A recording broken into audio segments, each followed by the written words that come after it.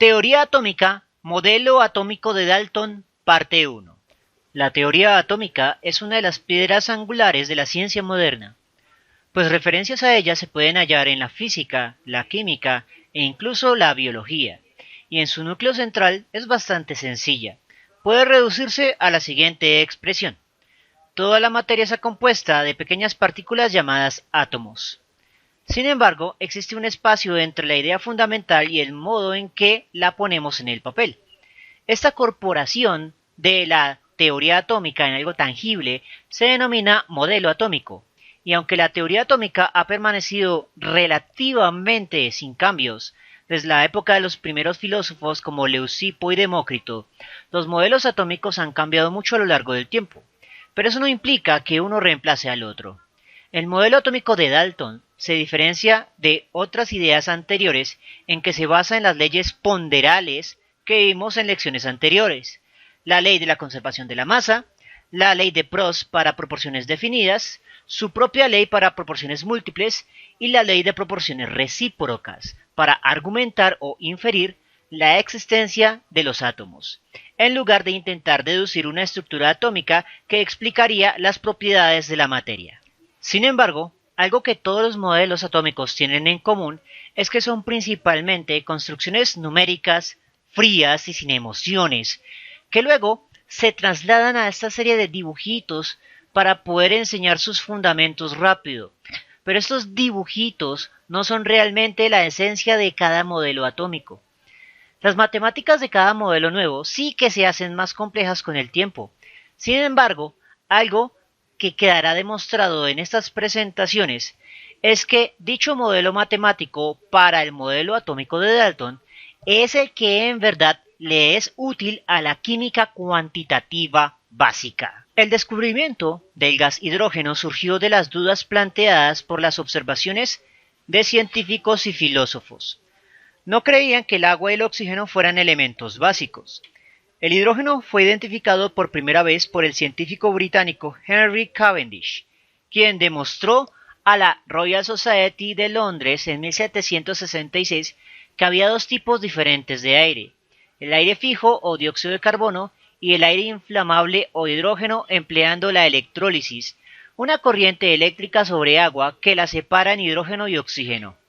Cavendish también demostró que el hidrógeno era mucho más liviano que el aire cuando se toman iguales volúmenes, y fue el primero en producir agua a partir de hidrógeno y oxígeno con la ayuda de una chispa eléctrica. El químico francés Antoine Laurent Lavoisier y su esposa repitieron los experimentos de Cavendish. Los experimentos de 1785 de los Lavoisier, realizados frente a numerosos científicos, se consideraron definitivos. El francés también fue el primer científico en asignar los nombres de hidrógeno y oxígeno. Después de otros experimentos permitieron descomponer otras sustancias en sus elementos constitutivos, por ejemplo, el amoníaco en nitrógeno e hidrógeno, entre muchos otros. La pregunta es: ¿cómo llegamos de la idea de una masa medible con una balanza para pesar cualquiera a átomos y sus respectivos pesos que no podemos medir ni ver directamente?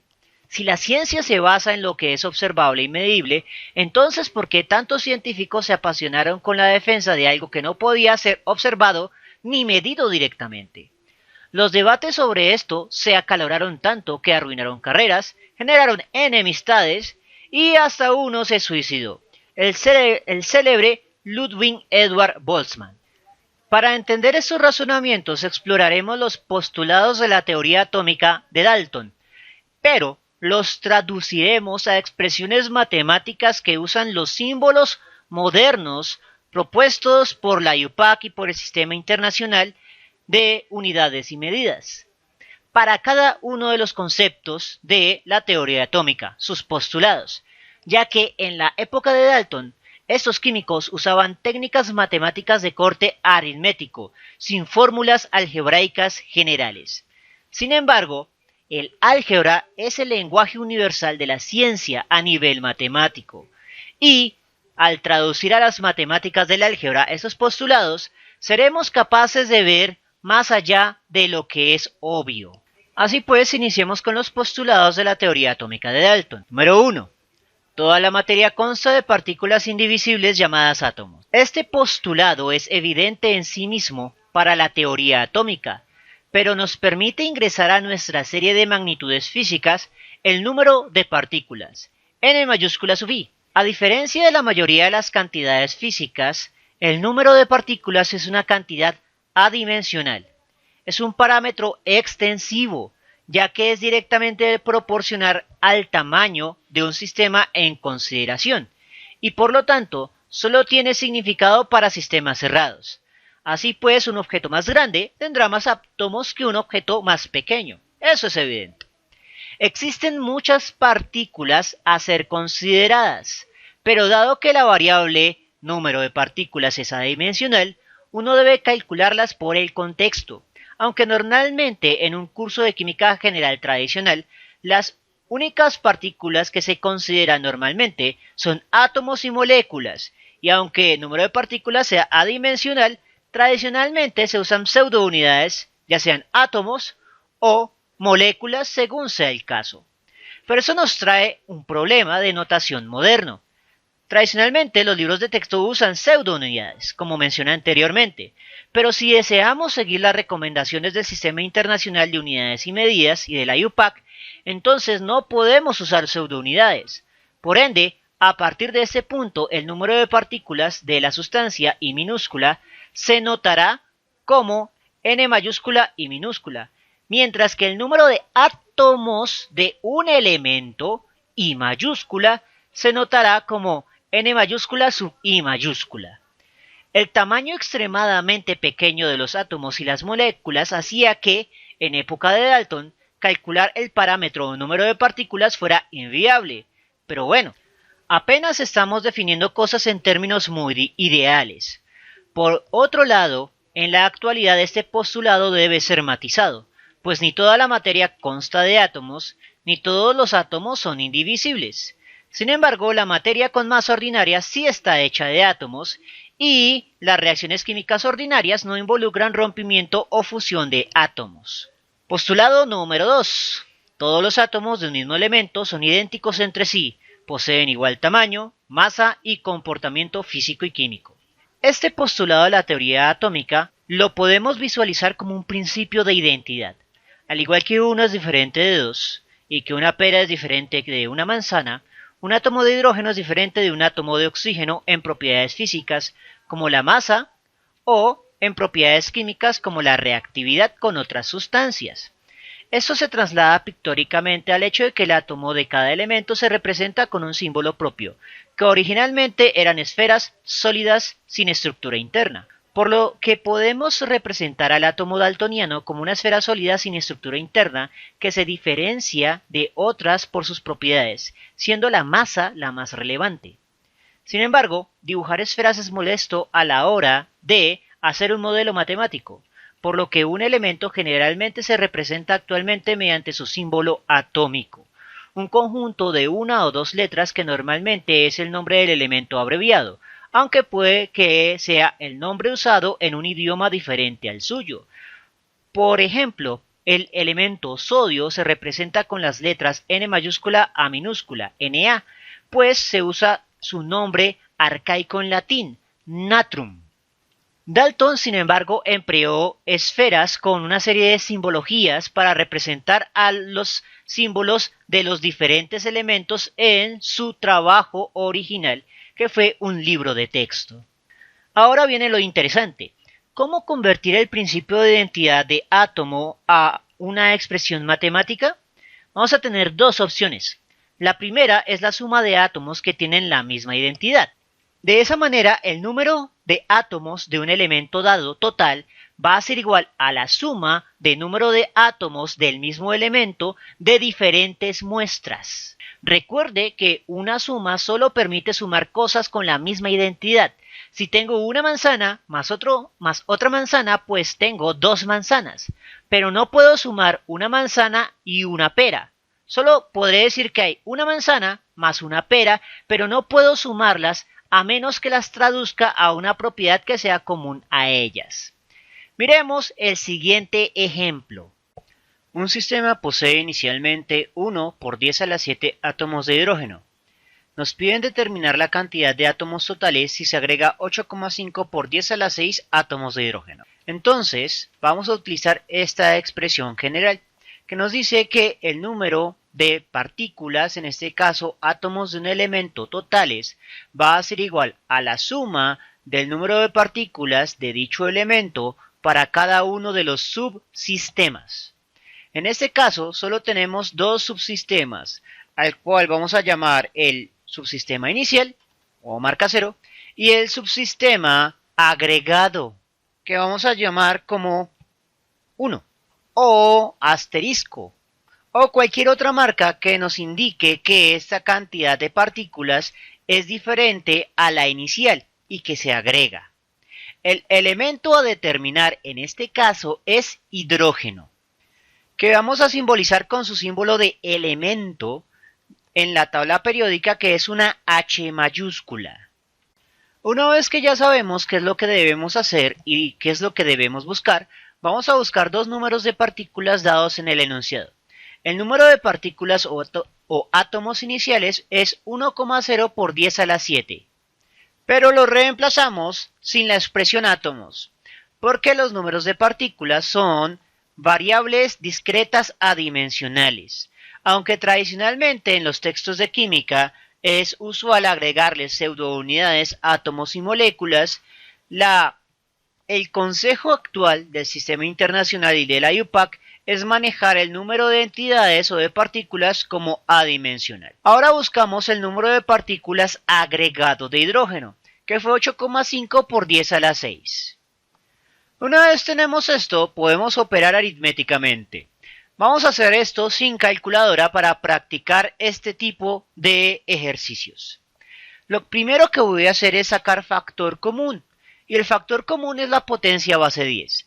Puedo sacar factor común 10 a la 6, lo cual me extrae completamente un 10 a la 6, y del 10 a la 7 puedo extraer 10 a la 6 dejando 10 a la 1 en el interior. Una vez que he extraído el factor común 10 a la 6, lo que voy a hacer es multiplicar 1 por 10 a la 1. 10 a la 1 es igual a 10, y 1 por 10 es igual a 10. Ahora sí podemos sumar 10 más 8,5, que es igual a 18,5. Movemos la coma una posición a la izquierda, por lo tanto sumamos un valor positivo a la potencia, que pasa a ser 10 a la 7, y redondeamos a dos cifras significativas porque los datos reales están dados en dos cifras significativas. Como 5 es el límite para redondear hacia arriba, entonces la omitimos y 8 aumenta un valor relativo a 9. Por lo tanto, la respuesta es 1,9 por 10 a la 7 átomos de hidrógeno. Una segunda ecuación que podemos desprender del principio de identidad es que un átomo de un elemento dado tiene una masa atómica específica para dicho elemento. Entonces, la masa de un cuerpo puro hecho de ese elemento dependerá de la cantidad de átomos de ese elemento y de la masa atómica de ese elemento. Por lo tanto, la masa es igual a la masa atómica por el número de átomos. La masa atómica es propia de cada elemento, del mismo modo en que cada elemento parecía tener su propia masa relativa cuando se lo ponderaba con otras magnitudes como el volumen. Esto se sabía desde la época clásica, cuando Arquímedes empleó la densidad como una medida para ponderar la masa y así identificar la pureza del oro con respecto a diversas aleaciones con plata menos valiosas. Aunque Dalton y los atomistas solo podían soñar con hacer los cálculos siguientes. Calcule la masa en gramos de 1 por 10 a la 30 átomos de hidrógeno si la masa atómica de un solo átomo de hidrógeno es 1,66 por 10 a la menos 27 kilogramos. Entonces, vamos a expresar la fórmula que me relaciona la masa de un cuerpo con la masa atómica de una partícula, o sea, en este caso un átomo, por el número de partículas, que en este caso será el número de átomos. Y como estamos analizando elementos, entonces más o menos sería así. Vamos a darle identidad al elemento que estamos analizando. En este caso hidrógeno, pero desde una perspectiva atómica.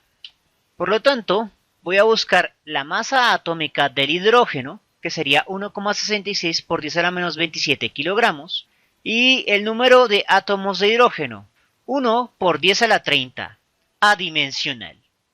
Ahora, como debemos expresar el resultado en gramos, lo que voy a hacer es reemplazar kilo por lo que vale en términos de una potencia base 10, y kilo equivale a 10 a la 3 positivo. Con esto, ya la única unidad que queda es gramo, unidad de masa, justo la variable que pretendemos calcular en la unidad que nos piden calcularlo.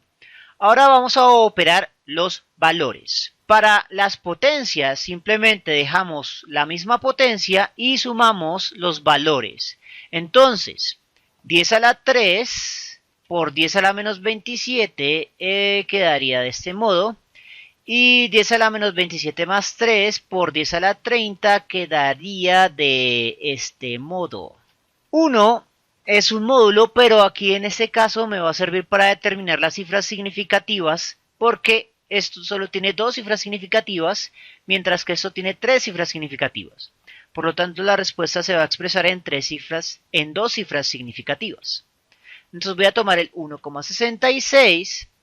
6 es mayor que 5, por lo tanto el 6 significativo sube a 7 y lo multiplicamos por lo que dé la suma de estas potencias. Entonces es menos 27 más 30 es igual a 3 y 3 más 3 es igual a 6. Por lo tanto, la respuesta queda como 10 a la 6. Y podemos decir que en 1 por 10 a la 30 átomos vamos a medir una masa macroscópica de 1,7 por 10 a la 6 gramos. O básicamente 1000 kilogramos. En la época de Dalton no se podía saber la masa real de un átomo, de ningún elemento, y tampoco contar átomos, por lo que la ecuación anterior sería impráctica en su propio contexto. Pero conllevó a una de las mayores infelicidades en la historia de la química cuantitativa, la generación de 2 escalas de masa para medir a los elementos. Aquella que debería medirse en una escala absoluta de unidades de masa normales como kilogramos, y aquella relativa al hidrógeno. En la actualidad ambas escalas se relacionan mediante la siguiente expresión. La masa atómica absoluta de un elemento es igual a la constante de masa atómica, que puede ser igual a un Dalton o a 1,66 por 10 a la menos 27 kilogramos, dependiendo de lo que usted necesite, multiplicado por la masa atómica relativa. La masa atómica relativa se denomina relativa debido a que se construye empleando a uno de los elementos como unidad de medición. En este contexto, el elemento que se emplea como unitario fue elegido como el hidrógeno. Sin embargo, el elemento unitario cambió con el tiempo. Posteriormente pasó a ser la 16ava parte del oxígeno o la 12ava parte del carbono. Pero en este contexto como tal, el elemento unitario fue hidrógeno. Así que, por definición, en esta época el hidrógeno tendría una masa relativa de 1 exacto, porque él es la unidad de medición con respecto a la cual se comparaban todas las demás masas de los elementos disponibles. Ahora, si dividimos las ecuaciones anteriores sobre sí mismas, pero para un segundo elemento, obtendremos las siguientes relaciones o radios de masas relativas. En la relación que acabamos de resaltar, podemos darnos cuenta que si bien el concepto de masa atómica es diferente del de masa atómica relativa, cuando sacamos cocientes entre la masa atómica de una sustancia 1 sobre la masa atómica de una sustancia 2, ese cociente o radio va a ser igual al radio entre la masa atómica relativa de la sustancia 1 sobre la masa atómica relativa de la sustancia 2. O en este caso del elemento incógnita sobre el elemento dato. Esto provoca que el lenguaje sea un poco confuso, ya que cuando hacemos análisis con este tipo de radios, las masas atómicas van a funcionar matemáticamente de una manera homóloga a las masas atómicas relativas. Y por eso se genera la infelicidad de confundir conceptos, pero también genera oportunidades valiosas, porque recuerde que la masa atómica no se podía medir directamente, pero la masa atómica relativa es otra historia. Ahora analicemos la otra ecuación en la cual tenemos tres radios. El primer radio no es otra cosa que la ley de Prost, porque es la masa de una sustancia o un elemento sobre la masa de otro elemento. Y esa ley de Prost o radio de masas simples, que se puede determinar con una balanza cualquiera, va a ser igual al producto entre el radio de masas atómicas por el radio de números de átomos de cada elemento involucrado. Finalmente, las dos ecuaciones se pueden combinar. Puedo reemplazar el radio de masas atómicas por el radio de masas atómicas relativas, teniendo en cuenta que una de esas masas atómicas relativas, la del hidrógeno, la podemos definir como arbitrariamente 1. Así que, en teoría, podríamos determinar la masa atómica relativa de cualquier otro elemento con respecto al hidrógeno. Sin embargo, aún nos queda el problema, y es el radio del número de átomos, que con la tecnología disponible no se podía determinar directamente. Y con los conceptos que llevamos hasta el momento, tampoco. Así que en la próxima lección vamos a seguir introduciendo los postulados de la teoría atómica. Y nos daremos cuenta que llegados a un postulado concreto, lograremos convertir ese radio de número de átomos a un radio de subíndices en una fórmula molecular. Y eso hará que la fórmula ya pueda resolverse y podamos comenzar a calcular las masas atómicas relativas de los elementos. Así que dejamos en remojo esta ecuación y pasamos al siguiente postulado de la teoría atómica. Número 3. Los átomos no se pueden crear ni destruir. Aunque actualmente esta afirmación tan tajante sería incorrecta, debemos tener en cuenta que solo es inválida en situaciones especiales que son de hecho las mismas que hacen inválida a la ley de la conservación de la masa. Y eso ya nos da una pista, y es que el número de átomos no se crea ni se destruye, va a estar relacionado a la ley de la conservación de la masa. Por ende, para la mayoría de las reacciones químicas, esta afirmación es correcta y forma la base de lo que denominamos balanceo de reacciones químicas, igualación de reacciones químicas o ajuste de reacciones químicas.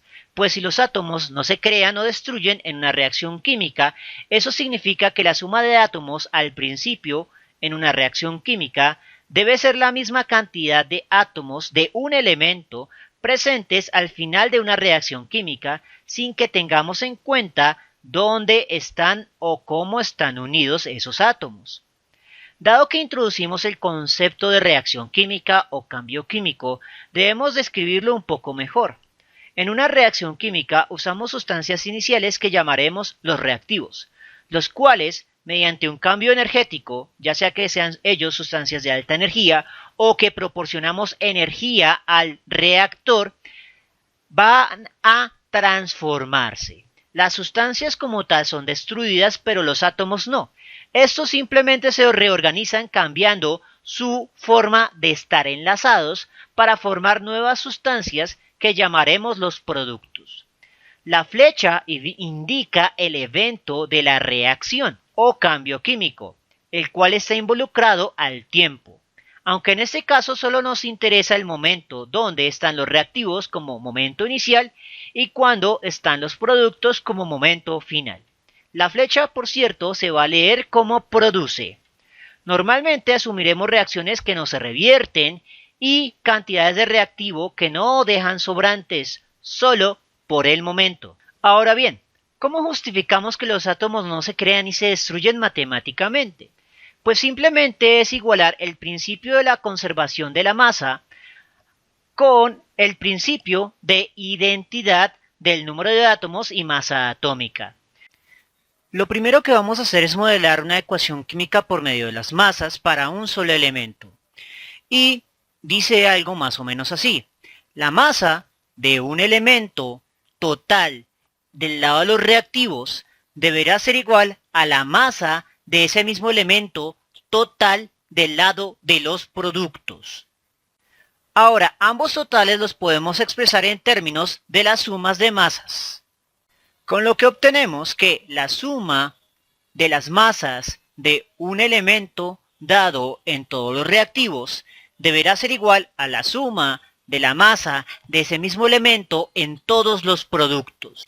En este punto nos damos cuenta que podemos reemplazar las masas tanto en reactivos y productos, por lo que valdría en términos del producto entre masa atómica y número de átomos. Al reemplazar eso debemos tener en cuenta que una masa atómica no cambia sin importar que el elemento esté del lado de los reactivos o del lado de los productos.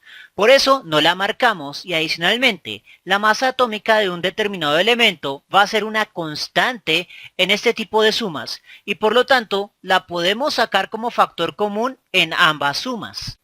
Una vez que hemos sacado la masa atómica como factor común, podemos pasar una masa atómica a dividir. Y por lo tanto, masa atómica que multiplica y masa atómica que divide del mismo elemento se cancela. Con lo que obtenemos una forma matemática del postulado de que los átomos no se crean ni se destruyen. En el sentido de que la suma del número de átomos de un elemento en el lado de los reactivos va a ser igual a la suma del número de átomos del mismo elemento del lado de los productos. El problema es que las dos ecuaciones que hemos deducido hasta el momento tienen el mismo problema, y es que en su interior contienen el parámetro número de átomos, y el número de átomos no se puede contar directamente. Así que ambas van a tener que quedar en remojo por el momento hasta la próxima lección, donde veremos cómo resolver el problema del conteo del número de átomos por medios indirectos. Bien, eso es todo por el momento. En la siguiente lección seguiremos analizando los postulados de la teoría atómica de Dalton. Si les gustó el video, no olviden suscribirse, darle like y especialmente compartirlo. Eso mantiene vivo a este canal y nos vemos en una próxima oportunidad.